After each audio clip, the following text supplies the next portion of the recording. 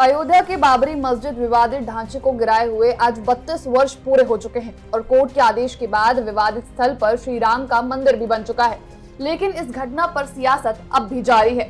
राजधानी रायपुर में भाजपा की प्रेस कॉन्फ्रेंस हुई, जिसमें भाजपा महामंत्री ने कांग्रेस पर आरोप लगाते हुए कहा कि हमेशा संविधान की दुहाई देने वाली कांग्रेस ने अपनी सत्ता का दुरुपयोग किया है। और क्या कुछ कहा महामंत्री ने, आइए सुनाते हैं। जो संविधान को बदलने की कभी कोई विचार नहीं करता कांग्रेस को छोड़कर, लेकिन उन्होंने ऐसा भ्रम फैलाया कि शायद ये 400 सीटें प्राप्त कर लेंगे तो ऐसा कर देंगे, आरक्षण समाप्त कर देंगे, तमाम प्रकार की चीज़ों को कर देंगे। ये विषय आज की इस प्रेस ब्रीफिंग का यहीं से प्रारंभ कर रहे हैं।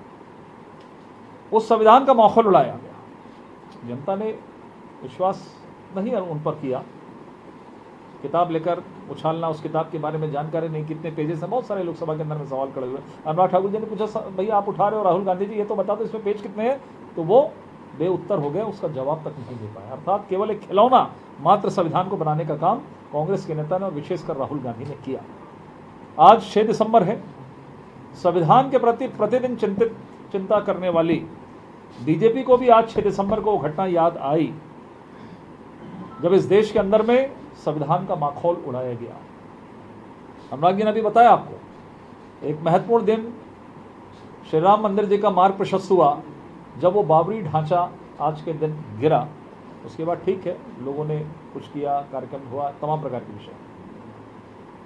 लेकिन जिस तरीके से जो विवादित थी 500 वर्ष का जो बाबर का जो ढांचा था, उस ढांचे को, क्योंकि हमारा तो कमिटमेंट था पालमपुर के अधिवेशन के अंदर में 1989 में कि जहाँ पर रामलला का जो जन्मस्थली है वहाँ पर हम मंदिर बनाएंगे और तमाम रथ यात्रा से लेकर तमाम प्रकार के विषय हो। उसके बाद 6 दिसंबर आज के दिन ही वो बाबरी ढांचा ध्वस्त हुआ।